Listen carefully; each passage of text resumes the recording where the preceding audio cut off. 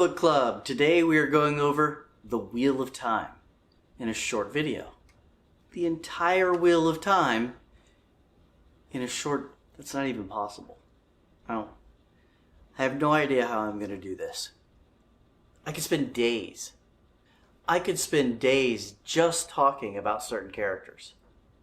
Wheel of Time is such a massive series with so much that you can talk about that to keep this video short, I'm going to have to keep myself on task. I'm going to cover the 5 P's. People, place, prose, pacing, plot. Right? And I'm going to grade each one, and then I'm going to give it an overall grade. And I'm only going to allow myself 2 tangents. Or 2.5. 2.5 tangents. I think. We'll see. So the first tangent that I'm going to go off on is my experience with this particular series. It colors how I review the series, how I rate it now, so many years after I originally started reading it. I started reading The Wheel of Time in 1996, I believe. I was in college. Someone recommended it to me when I told them I had an interest in some other fantasy books. I think book 7 had just come out. So I picked up the series thinking I could probably finish this pretty soon. I mean, 7 books, right? That's a lot. That wasn't the case. It was another 14 plus 4, I think 18 years before I actually finished the series. Before we all finished the series. But that's a long time to be reading one particular series. I've reread the series a total of 9 times. And I just recently finished my 10th time through. But this time I listened to the audiobooks. One thing of note for the audiobooks that I really enjoyed was the fact that the 2 different narrators, the 2 different voice actors, pronounce things differently. So in my head, all these years while I'm trying to figure out how is this pronounced, even the professionals couldn't get on the same page about it. Now, I know some people might be very nitpicky about those sorts of things. It would bother them that it was pronounced one way and then pronounced another way later. Did not bother me at all. It was a huge weight off my shoulders. I no longer felt responsible for mispronouncing so much in this series. And at the end of the day, I ended up pronouncing most of these names actually quite well. Pretty close to what the voice actors did. So like I said, I started reading this series in 1996. I think I got to book 7 right before I went to Marine Corps boot camp. I read half the book on the plane on the way there. And when you get there, they take all your personal belongings and put them in a box. And you can't see them until you leave.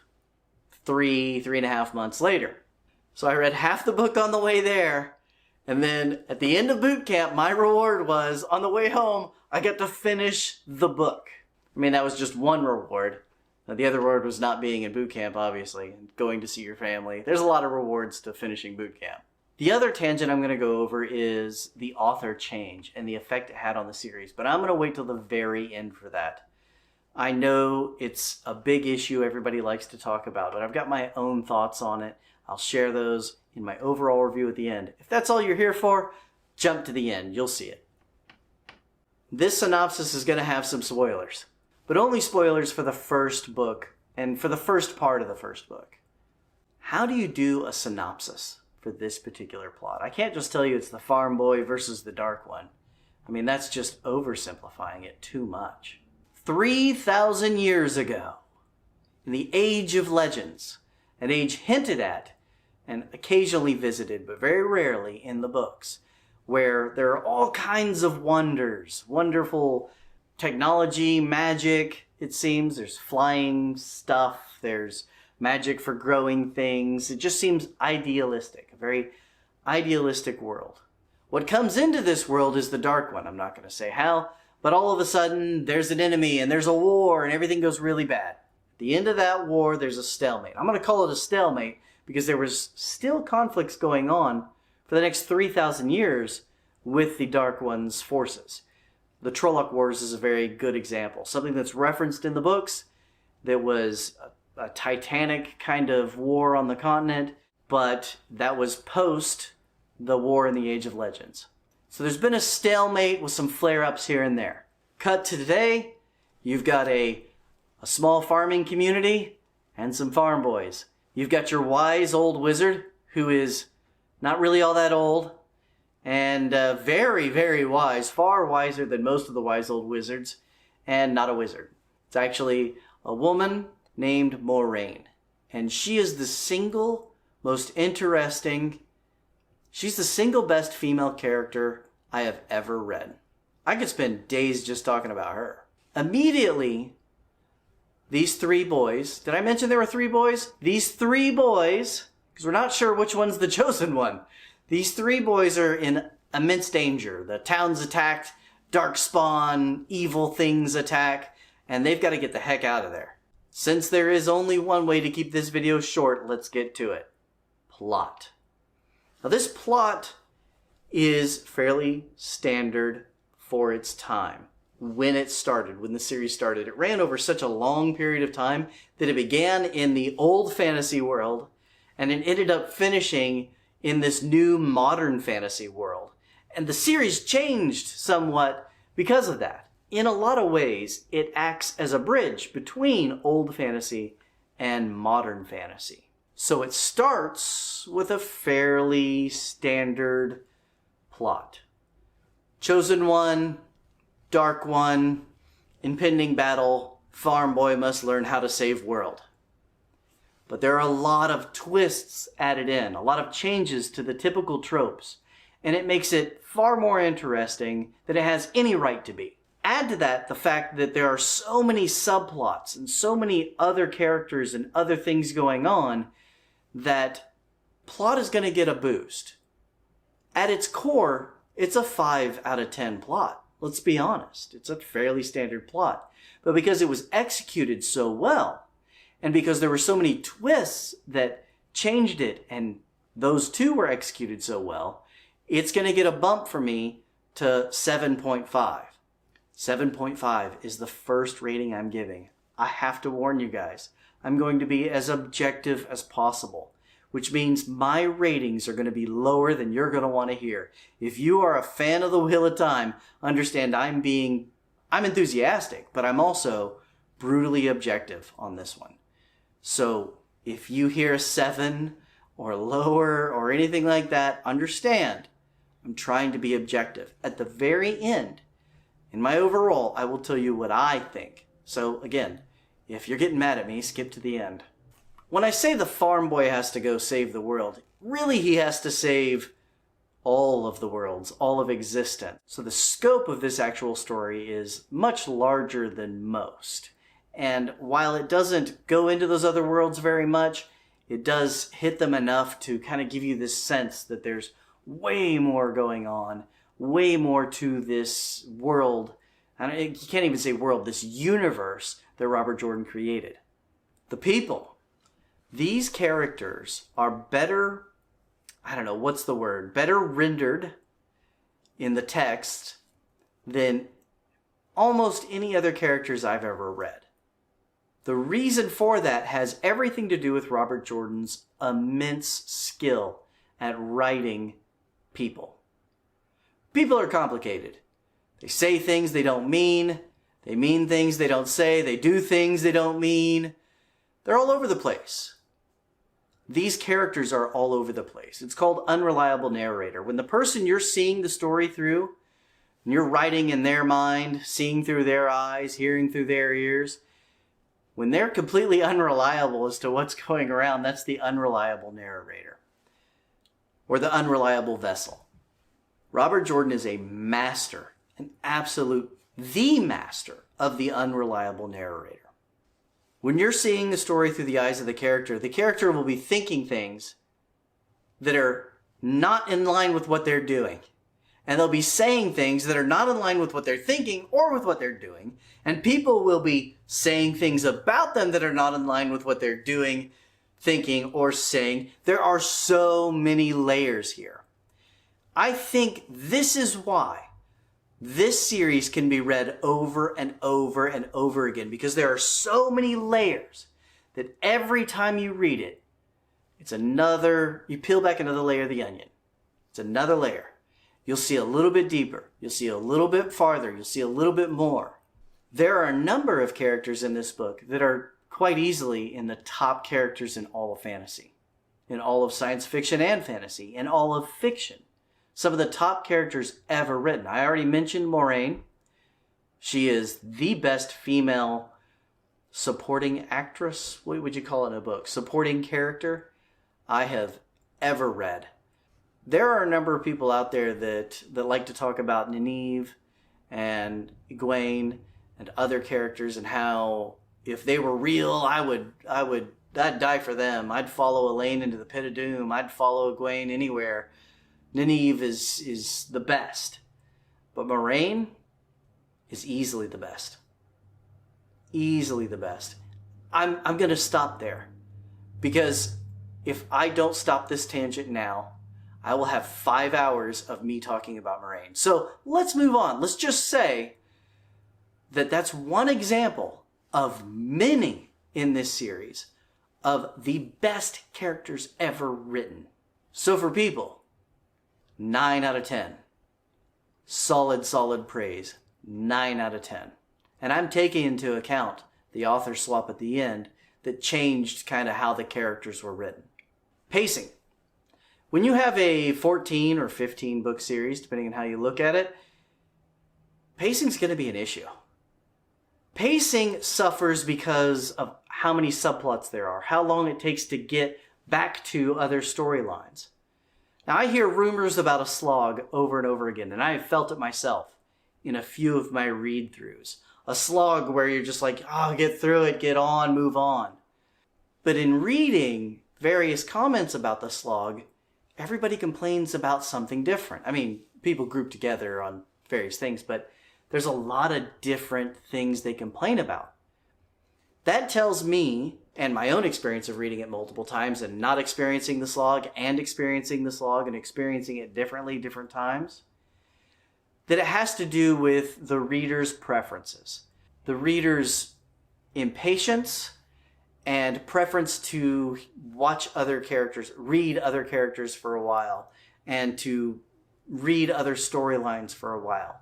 You may not like certain characters when they're in a certain stage of their development, in their arcs, and I felt that too. There were times I could not stand Rand. There were times I could not stand Perrin. There were times I couldn't stand a lot of different characters. Such a large story, such a large world, so much going on. And some of it's going to be more interesting to you than other parts. If you've read it multiple times, you might find that some parts that were boring to you before were interesting to you later, in later read-throughs. That was certainly the case for me. So I felt the slog, but not in every read-through, and not through this last read-through especially. I think I've read it through enough that I was just there to enjoy it, take it as it was, and maybe the fact that it was voice actors doing it, they were able to just keep, not the pace, but keep the tempo, sort of. Yeah, tempo. I'm going to go with tempo. It makes sense in my mind. The point is, I think people who are feeling the slog, it has to do more with their preferences and their impatience, which is totally valid. But I guarantee if you read it through multiple times, you will find the slog is there sometimes, it moves around, it isn't there. You will find more and more to enjoy.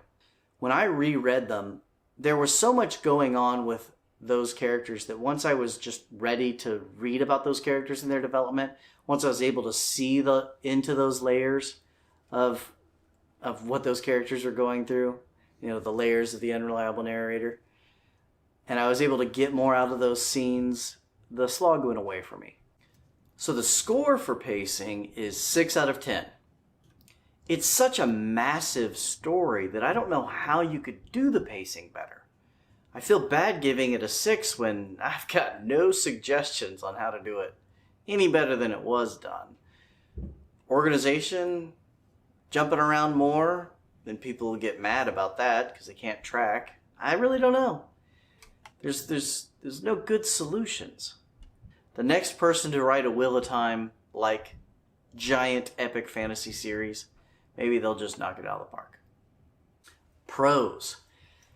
I have heard a lot of comments about Robert Jordan's prose. It's good prose. It is good prose. But the prose does kind of affect the pacing. He can be a little repetitious about some things. He likes to describe things the same way over and over again. Maybe that's just the sheer volume of words. You can only explain how somebody folds their arms so many times. You can only explain a dress so many times without using some of the same descriptions. Or maybe he just does do this a lot. But my last time through the books, when the voice actors were doing it, reading instead of me, I didn't feel it. I didn't feel it at all. Then again, I've been through it so many times that my brain has been trained to read The Wheel of Time. And I could just skip over mentally any of the repetitions. So I'm not a good judge of this right now, and I will admit it freely. I'm going to give the prose a 7. Because there was a lot of interesting things he did in describing fighting and describing things that I had never seen done before, and they were somewhat poetic in how they were done. They left a lot to the imagination without leaving too much to the imagination so that you're left wondering what the heck's going on. They didn't do that. It's solid prose. Places. 8.5. This is a huge world. Worlds. But it's very well explored. I guess over 14 books, 15 books, you can explore quite a bit. But they're very well developed places. If you say Camelin, I know what it looks like in my head. Ubudar, I got it. Tyr, yep. I know Tyr. I know where it is. I know what the people are like. I know what they look like. I know how muddy the streets are. I know what it smells like. These are very well developed places in a world that is itself really well developed.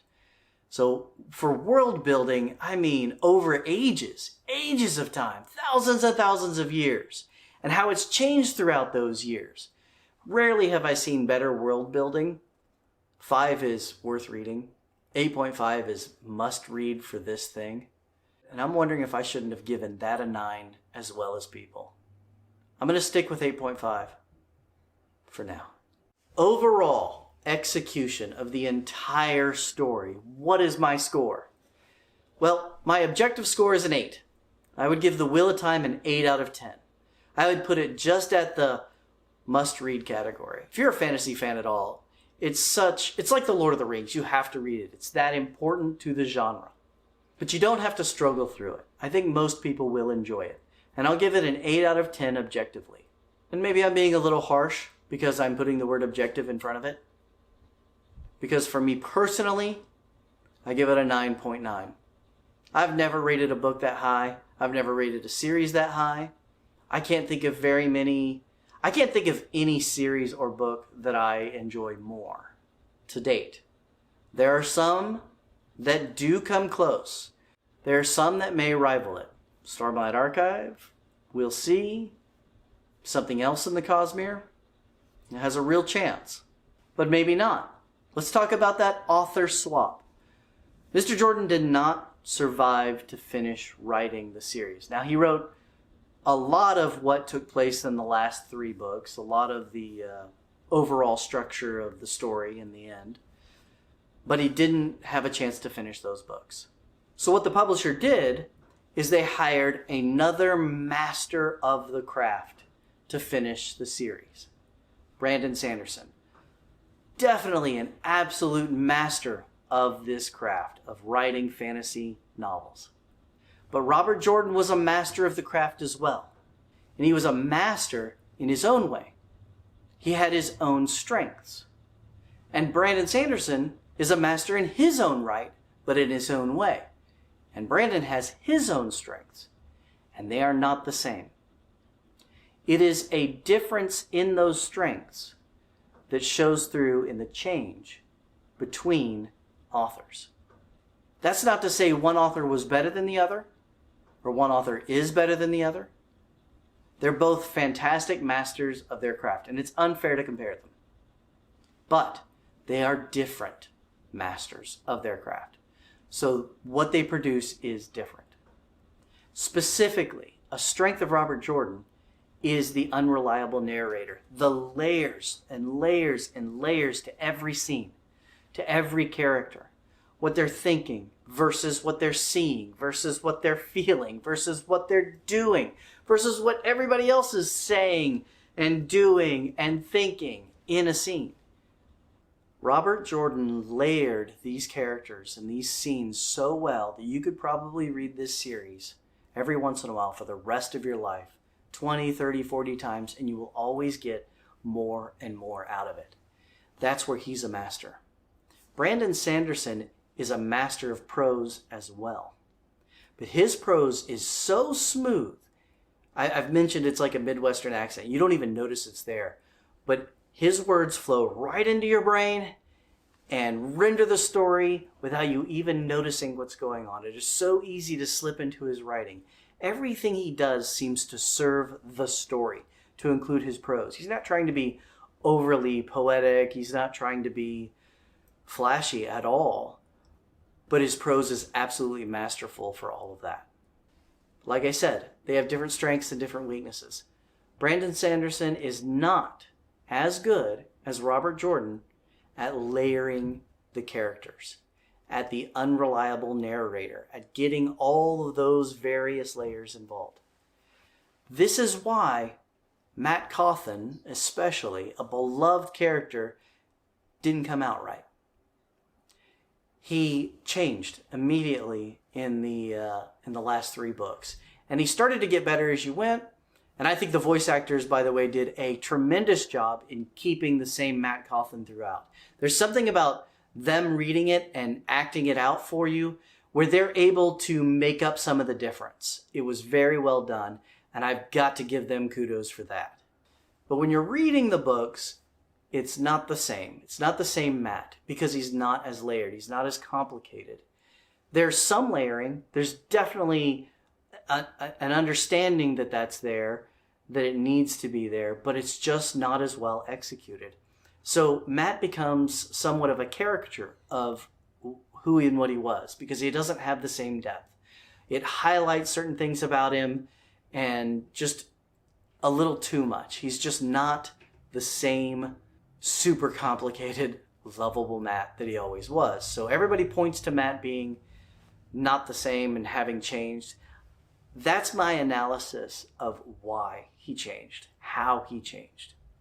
At the same time, this reducing of layering, we'll say, helped other characters tremendously. I enjoyed reading Perrin and Rand when Brandon Sanderson took over way better because I don't think the layering worked as well for me. I don't think the unreliable narrator for Rand and Perrin worked as well for me. They were too brooding. They were too depressed all the time. It wasn't fun to read them. But when Brandon Sanderson took over, one of the effects possibly, or maybe it was intentionally, maybe it was time for them to start turning things around. Whatever the case is, they became much better for me to read. I enjoyed them much better. So on the one hand, Matt's not as good in the last 3 books.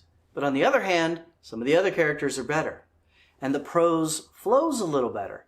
Because you've got Brandon Sanderson being the master of his craft, applying that to the story. So there are losses. And if we concentrate on those losses from losing Robert Jordan as the author, then we're not going to be happy with the results. But if we look at it in totally, and we see both what we lost and why and understand it, and what we gained, then I think you'll enjoy the books a lot better. I think you'll enjoy those last 3. That's not to say for those of you who have not read the series that it's a big change and it's really going to throw you off. There's really only a few things that changed. Matt is the big shining example of that, but the rest of it went fairly smoothly, almost completely smoothly. And I know there were some chronology issues and things like that, but they don't really spoil the story. You've got to jump back in time a little here and there, which is not something Robert Jordan really did a lot. I mean, when he did it, it was obvious. But if you've read Gentlemen Bastards or any of those others that jump in time all the time and unexpectedly, you'll be fine. You'll be fine. Objective, 8. Personally, 9.9. I love this series. I will continue to love this series. I will always love this series. And I especially love talking to people about this series. So feel free to leave comments. If you disagree with me, that is fine. There's so much to agree and disagree about. There's so many layers there. There's so much going on. I really dreaded doing this one. It was, how am I going to do a short video? Yeah, that was a problem. But, oh my goodness. If you mention anything about Wheel of Time, there are so many diehard fans out there. Hey guys, this is just my thoughts on it. Your thoughts can be different. It's totally okay if they're different. In fact, I'm excited when they're different. I like to hear them. So please comment below. Comment anywhere you can reach us. I would love to hear what you think about this review, especially more than anything I've ever done before, and what you think about the books. Please like and subscribe. I need some love. Bye, y'all.